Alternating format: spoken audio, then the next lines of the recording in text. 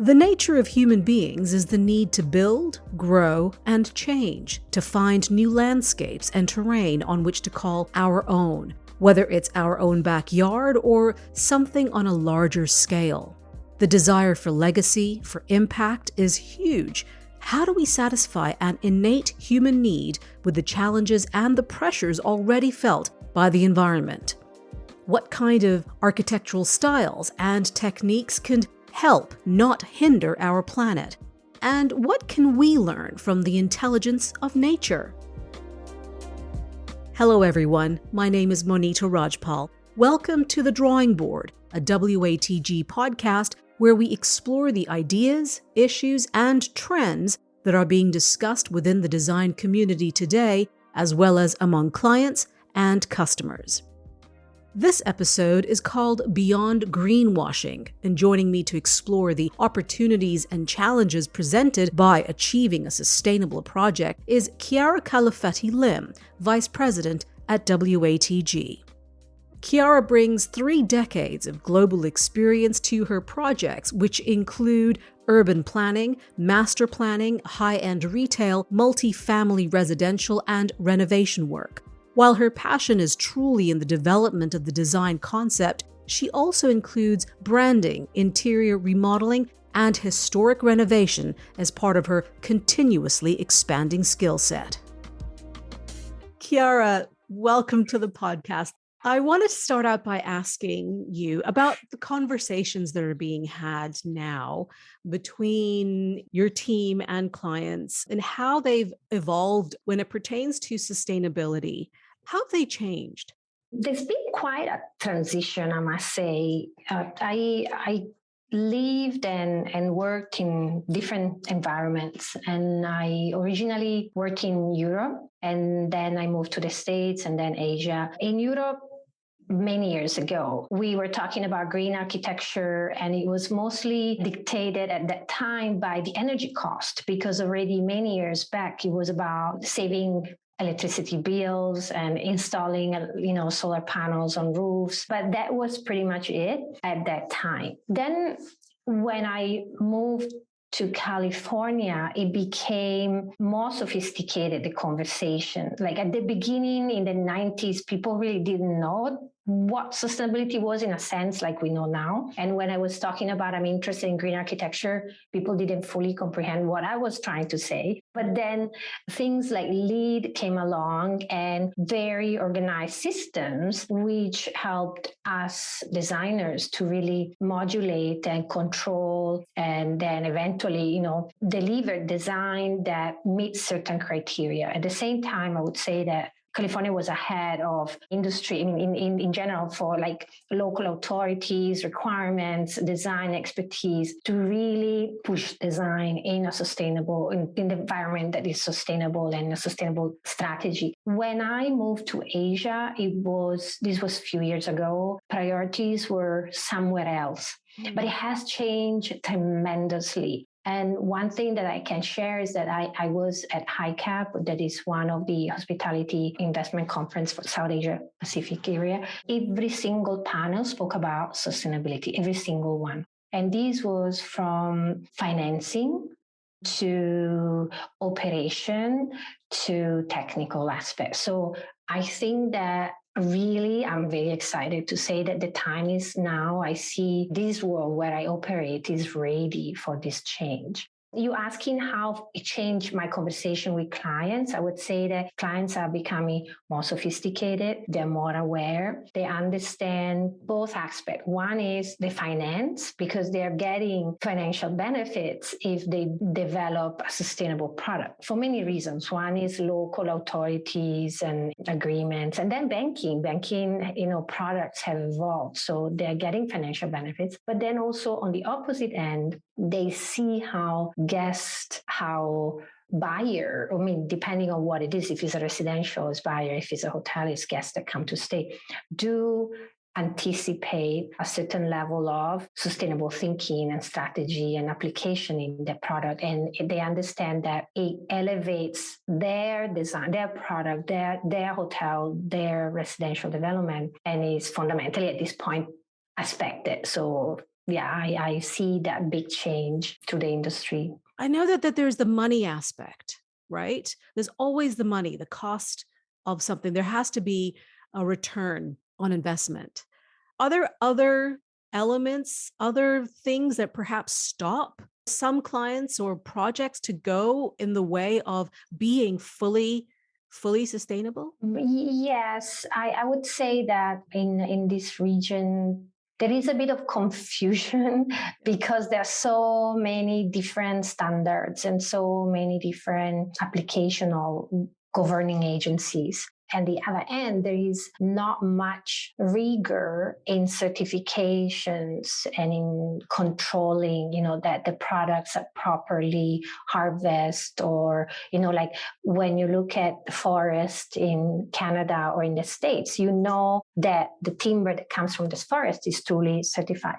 Here, like say when it comes from Indonesia, you have to really do your homework, and it's really hard at times. So I would say that is a challenge. To me, it's a challenge from a design perspective because there are so many different standards to design for. So let's say when we work in the Middle East, is a certain thing. In Singapore is Green Mark. In China is another system. So it makes it a bit of a sometimes difficult because there's a bit of confusion. But I find that within the industry and within our client and the developers in general and the operators, there is more and more awareness and more sophistication. Like operators now, they do have chief of sustainability officer, the experts that really guide the process and demand certain things from developers. So I'm finally happy to see it coming together. It's not the same for everybody. Europe and Americas, I think the market is very mature. In Asia or other regions are developing, is not as so. I would say for us, we try to apply as much sustainability thinking and strategies at the beginning, which are not necessarily linked to a technical component or a specific system, or it's just basic knowledge that comes from orientation of buildings, natural shading, or things that don't cost more money. It's just a matter of how you design it. It's not importing a specific system from the West, which will cost them a lot more money. So it's about applying basic design thinking that it's really, in a way, to me, it reads the site, it reads the specific location, and it works by harvesting the knowledge of the place. Let's say if we work in a very humid place that has these heavy rains, what do you do with it? How can you make it work for yourself? If you work in a place that is very arid and sunny, what do you do with it? So it's about adjusting, and in a very simple way, but using the genius logic. It's like how things have been done for years and for centuries, and applied to contemporary architecture wherever possible. It's really interesting because the environmental assessment of locations, it's very fluid, isn't it? In the sense that there is no one size fits all. How do you go about doing that kind of assessment? I would say, first of all, is the climate. Like, is it a place where there is a winter? Does it snow? Or is it a place where you're constantly on the equator? So throughout the year, it always, the building has to work in the same way consistently, which in a way is easier, right? You don't have to adjust to cold and hot weather. You're consistent, but then you deal with other issues like humidity and rain and so forth. So that will be the first assessment. The second, it's where is the building located, or like the development? Is it in an urban setting, or is it in a very remote setting? Very remote settings, which happens to us when we design very high-end product, they tend to be far away in remote islands, in places where there's no development. So you are creating a self-contained, isolated little world, very different than if you are infilling in an urban environment where you just plug in. Fundamentally, you get everything from the grid. So each project is a bit different in that sense. So it's climate, and then location. Is it urban? Is it isolated? And then I would say the type of project as well, like a small development will be more attuned to certain kind of strategies because you're fundamentally creating a micro farm, let's say, or like a small little, is an extension of a residential experience. It's very boutique, very, very curated. While if you are developing something that is much bigger in an urban environment, then it's a different beast in a sense. You have to apply rules, very clear direction, very clear directive, very clear relationship with the environment and the climate. Like when you work in a city, everything has to be totally closed up and air conditioned, and people don't expect anything other than that. But if you work with an isolated property, a bit more remote, people are more flexible and they're open to the fact that there is natural ventilation and fans. You don't have air conditioning. So that gives us opportunities, and we try to leverage them as much as we can. There are different types of architecture, aren't there? There's regenerative architecture, where we look at nature as the building blocks for how a structure will be built, right? Yes. There is extractive architecture, where you remove, take away in order to build. Yes. Then there's also reversible architecture, where you take an existing structure, dismantle, and use the components and recreate it. Yes. In a different way. If we look at each and one of them, if we look at regenerative architecture, there is so much that can be learned from nature. There is this intelligence that nature has that is extremely valuable in the built environment. Talk to me a little bit about that. There are two different things. One is regenerative architecture, and the other one might be perhaps biomimicry and learning from nature, right? So from a regenerative point of view, I mentioned earlier, we do work in remote areas, but often, even though these areas are remote, they have been touched by humans before. And our job together with our consultants is to recreate as much as possible, as close as possible to the origin of the land, right? So more and more I see biodiversity consultants coming into play. I just recently worked on a project where they wanted a rewildering consultant. So it's almost these are special location, but it's recreating the environment that is suitable for original species to thrive. And that usually, we do it with landscape, right? We do bring in our landscape consultants, our landscape team, and that is part of the outside of the building in a sense. But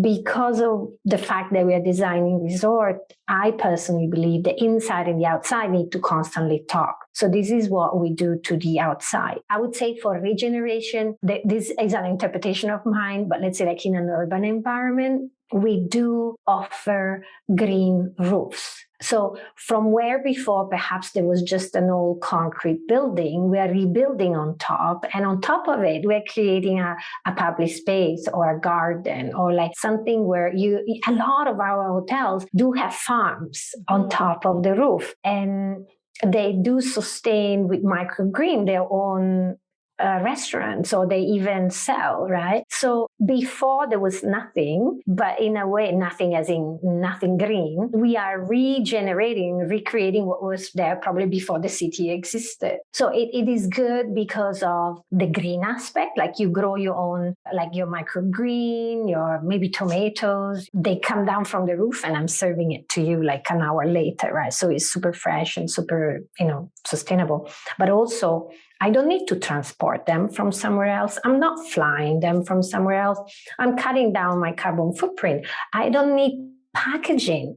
I have one of my sous chefs going upstairs, or some chef go upstairs, put in a basket and bring it down to the kitchen. So I don't need to throw away plastic after the process. So these are all very good things. And there are hotels where actually with the farm, they also have fishery kind of thing.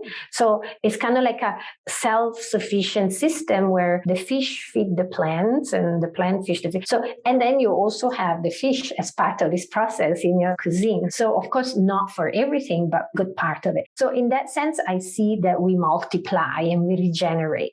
As far as deconstruct architecture, I would say that this is something that we've been looking at for various reasons. One is just from a practical point of view, because things are so far away sometimes, having them coming as a kit of part is easier them on site in a sense. And then you can demount them eventually and reuse them. And I have personally worked on a project in Bali where it was an existing property and that was abandoned, and we took over the property. So instead of just demolishing everything and throwing everything away, we took everything we could reuse. And a few items were, for example, like a big, massive beam, steel beam that was there. We cut it in half and then we used it as header of some of the large openings for our hotel. Another thing we did, there were a lot of little villas, and that was taken apart, and the timber of the roof was used to create screens for the facade.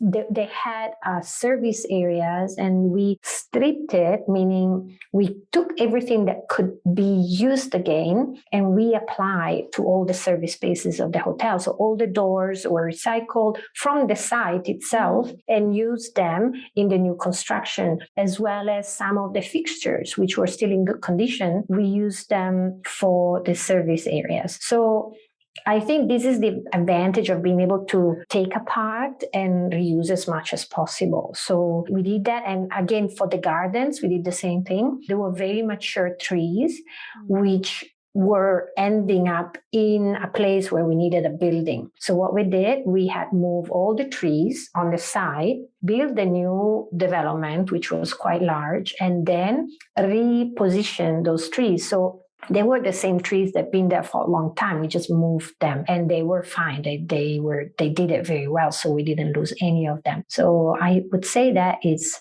a bit of like deconstructing and constructing. As we know, as we've been seeing already, there is clear evidence that weather patterns have changed and will continue to change. We are experiencing extreme weather, whether it is floods in some places, drought in others, warming temperatures, and extreme cold as well. How do you start to think about, when you're planning and designing, future-proofing a building when we may not exactly know what kind of environment we're going to be in? Yes, there is this consensus that temperatures are warming. That is a fact. But what if other things are happening? We don't know that. There have been constant surprises in terms of tornadoes, hurricanes, and in places that didn't have that before. So how do you start to future-proof?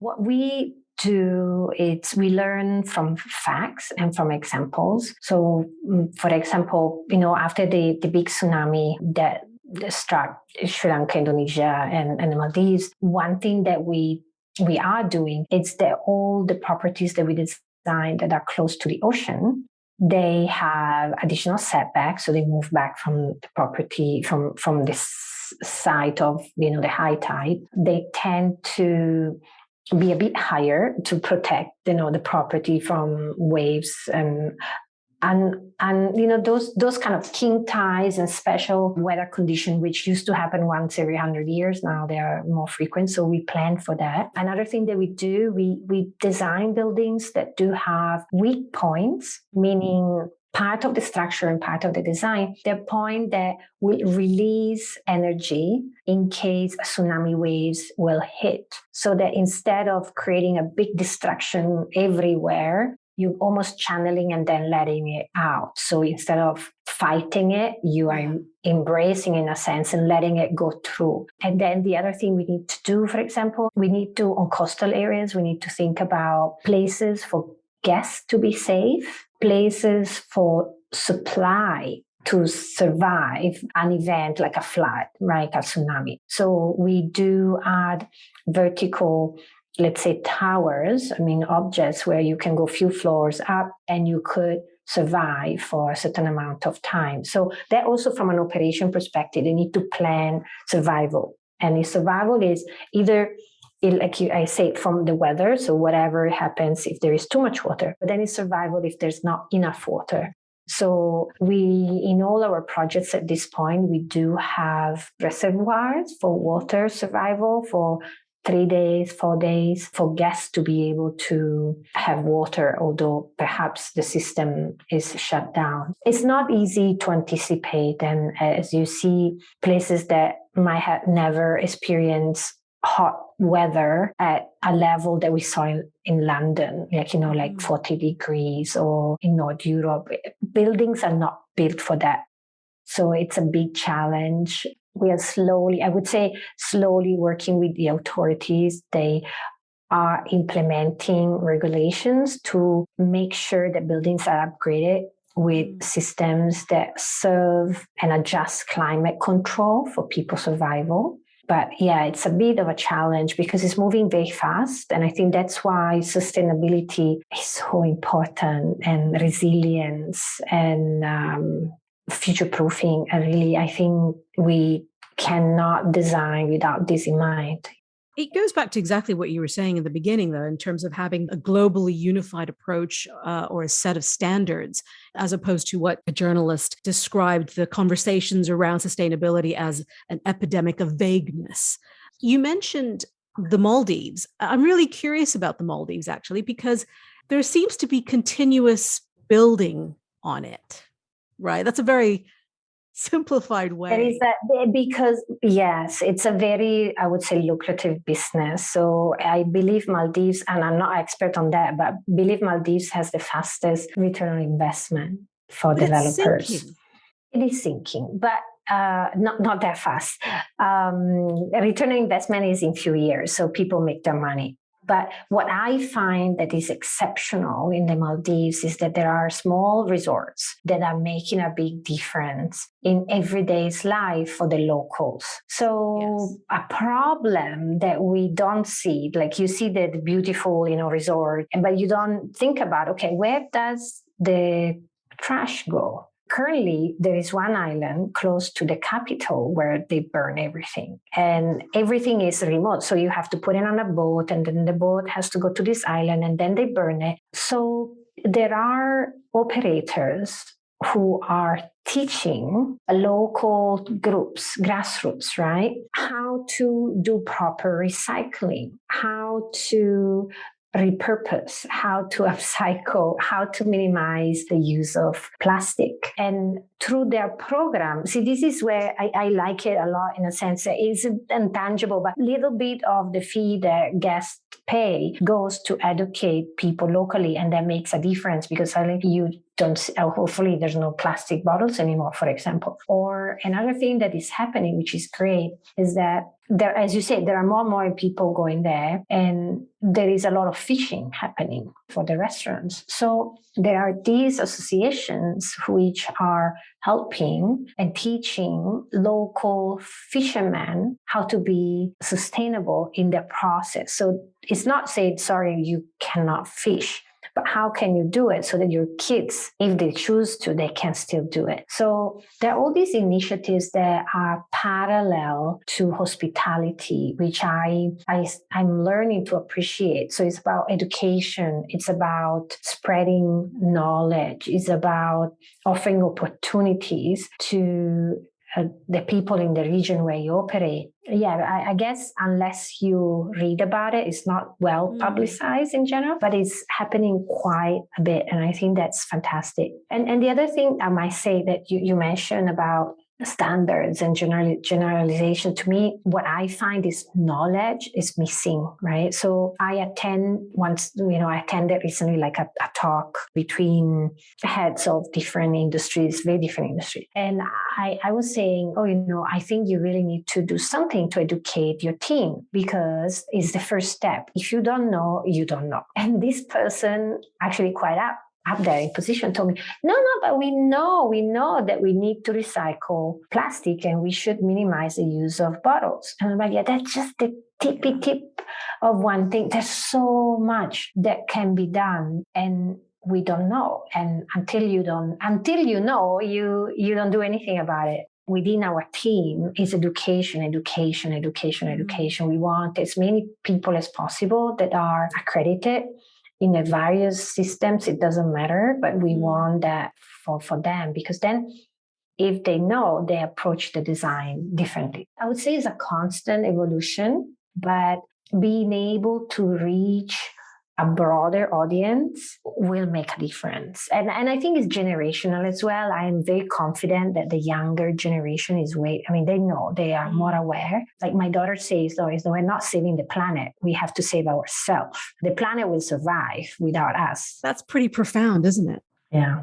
So by shifting that perspective, suddenly you see the urgency, right? It's about survival of our species, in a sense. It's like the world, the planet will make it. We just will die of drought or cold or floods, but the planet will reset itself. At WATG, what's interesting about the firm, the way the founders embarked on projects was always with that idea or the foundation of sustainability in mind. So basically, they walked the talk from the get-go. One of the examples, the Ramada Great Barrier Reef Resort in 1986, which one of the founders of WATG, Greg Tong, worked on, he said, it doesn't take a megabuck insurance company. You need not be a development giant to put together a well-designed, environmentally responsible resort hotel that will attract a good operator, command favorable rates, and make money. How is WATG doing when it comes to working with clients to be adventurous and forward-thinking? Yes, it's good that you're bringing this up, because I think, WATG has been walking, the talk. Do you say walking the walk since ever. I applaud our founders' sensibility towards sites and the beauty of it, and towards local culture. There are projects where you were mentioning the Ramada Great Barrier Reef Resort, which is a simple hotel, but the innovative idea at that time was do not cut the tree. And people were like, what do you mean don't cut the trees? No, do not cut the trees. You already have what makes this place fantastic. And you don't need to buy it. You don't need to bring it in. It's there. So this is one thing we keep telling our clients as well. Do not touch the site. Show us what you have. Bring us there. Let us look. What is that is unique and existing and natural, like the big tree or like a pond of water, and let's build around it. I had a project which in the Philippines, which we started, we designed it to a concept design, and the client was pushing, go fast. So we didn't go to the site. We did this concept. And then we went to the site to present it. And sure enough, we walked there. The first morning we, get out and look. And we say, okay, we have to start from zero. We have to restart like the design process, because the client didn't document the beauty of these oak trees that were there. And we didn't know that the trees were there. Nobody showed us anything. So we just maximized the volume and the square footage and did our job to maximize the investment. But the beauty of it was lost. So this is one thing that we really constantly say, do not touch the site. Clients and developers tend to think that if you flatten everything and it becomes tabula rasa, to them it's a great thing, easier to build, but it loses the unicity and the beauty of it. So that's something that we do, and also, like our founders, I would say we do implement some form of like social sustainability or responsibility, in the sense that we appreciate the uniqueness of local culture and tradition and try to embed in our design the know-how and the technique or the uniqueness of a specific group that lives nearby. We find that very special. What kind of projects have you worked on where you felt that all the ambitions from a sustainability perspective were achieved in your mind? Is that even possible? Is that even a question that one can even answer? I would say, like everything else in life, there are always compromises. Yeah. It's impossible to tick all the boxes. I do have projects that I have tried really hard to tick as many boxes as possible. So as I say, first of all, is to appreciate the site and amplify it. So don't touch trees, or like have a proper analysis of the existing trees and endangered types and so forth. So work around it. The other thing is really to reintroduce species that perhaps were not there, and make sure that we recreate the right balance. And that naturally attracts local fauna that perhaps was not there anymore. And there could be small bees and butterflies, or, little mammals. Moving on site lightly, keeping it lifted so the grounds are kept clear in a sense. And underneath, things can move, right? Animals can move, and tree roots can grow, and then it's using local materials as much as possible. That's the other aspect, including a material language that is local, so you don't have to fly it from somewhere else. You don't need to import it. You have the local artisan build it, in a sense. Of course, technology has changed and it's much more sophisticated, but there are elements of softness that can be the same as they were 100 years ago. Through the use of technology internally, we do site analysis. Like, just to mention another project, this was a project in the desert where we thought, okay, wind is going to be a great thing because it's going to be cooler. So we designed this building, initial concept, funneling the wind in a certain area of the project. And then in parallel, we were running this 3D wind analysis, which before we couldn't do. I mean, years ago, there was a wind tunnel where you put your model, but now you do it all through computer simulation. And we realized that that was actually not that good, because it was intensifying and making it too fast. And depending on the season, it was not the right thing. So by studying the wind analysis of the specific location and the building, we modified the building to respond to that.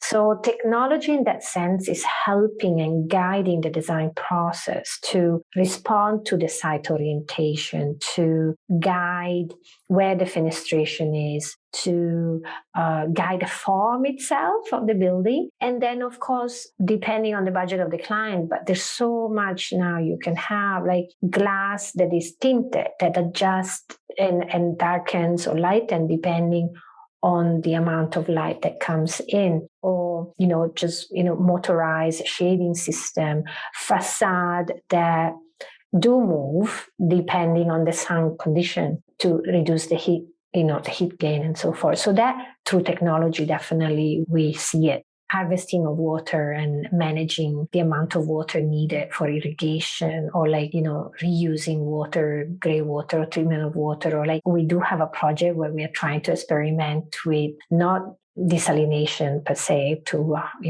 get water from the sea, but capturing the moisture from water. And there was this project that we saw as a person that is experimenting with this in North Africa. And we felt we need to try to test it. But then the hard thing is to convince a client that this is a test bed for something. Then they get a bit nervous because, of course, they want proven technology that is not too expensive. So once in a while, a client comes that has strong motivations to try something different, and then it pushes the envelope. But that comes once in a while. Not all projects are like that. So are those the kind of projects that excite you? What kind of projects actually excite you? I would say well, all of it in a sense, but I do like very much projects that are unique, and they allow us to discover a place. And I really, as mentioned, find inspiration very much in local traditions. I love world because it's so diverse. I'm curious, right? So if I get to a place that I've never been, I want to learn as much as possible. And I want to see what's different here, what is special, and how can I apply it to projects. And so that is what excites me in a sense. And I've been doing this profession for a very, very long time, but it's every time is a new challenge. Mm-hmm. And what I'm seeing also more recently is the use of technology that we mentioned, which we didn't have before. Very recently, we've been playing with artificial intelligence. We're learning from it, and it's baby steps, right? How can this help us? How is improving our process, our design process? Or how is it just questioning whatever we do, right? Would they take over? Would it take over? But we've been working on it with it for a couple of projects, and it's interesting to see how it changes a bit the way we process design. But I would say in general, as I say, it's something different, like a new location, something that I don't know totally gets me excited because I get to learn new things. The reason I ask is because I believe in any endeavor, we bring something of ourselves to the work that we do, and we also get something from the work that we do, right? It's a two-way street. So who we are as people, are the passions that we have, our interests, often informs the kind of work that we then deliver. Tell me about some of your personal passions, one of which is that you love to make jewelry. Yes, I do. I'm not no expert, but I've been playing with it. I'm actually wearing one thing now, which is, it's a upcycle necklace from leftover leather samples from the interior designer team.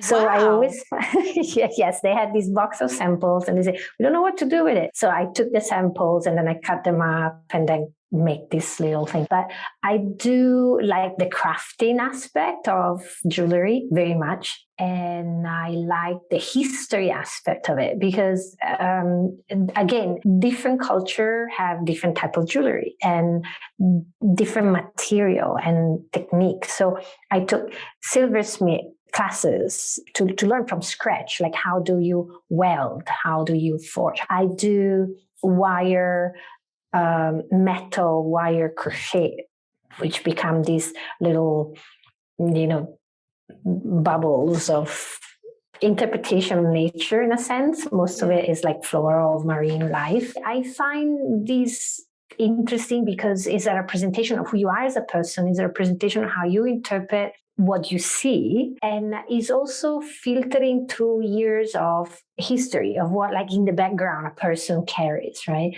So what have you observed as a child? What is that your mother taught you, or what have you seen when you grew up? And and then what new influences weave into it, so it becomes like a concoction of all these different layers. And I find I use this actually quite a bit in my projects. As mentioned, I like weaving as a storytelling exercise because, like, this crafting, to me, it's a exercise of patience, exercise of time, but is also, it used to be, at least before, a shared experience with other people around you. And often these people were women who were telling stories, and is an unwritten kind of like science and tradition that is taught just by looking and doing and copying, right? And then reinventing. And I find that I've used this in several projects where I go and look at traditional weaving and patterns. And these patterns could be from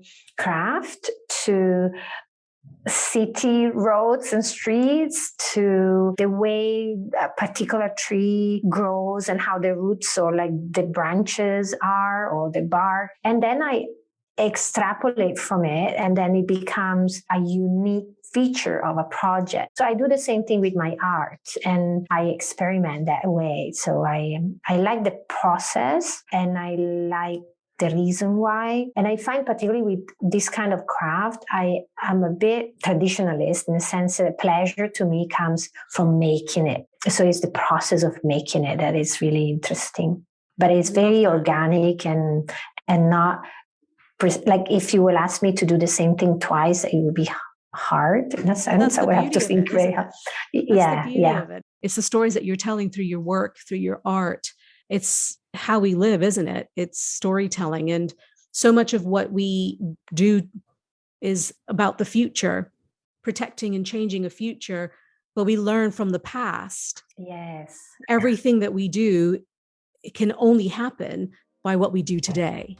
It's been an absolute privilege to be able to talk to you about all of this. Thank you so much. Thank you so much, Monita. It's been really, really nice to spend time with you and to get to share a little bit of what I do. Thank you. Chiara Calufetti-Lim speaking to me from the WATG office in Singapore. You've been listening to The Drawing Board, a WATG podcast. I'm Monita Rajpal. Thank you for listening.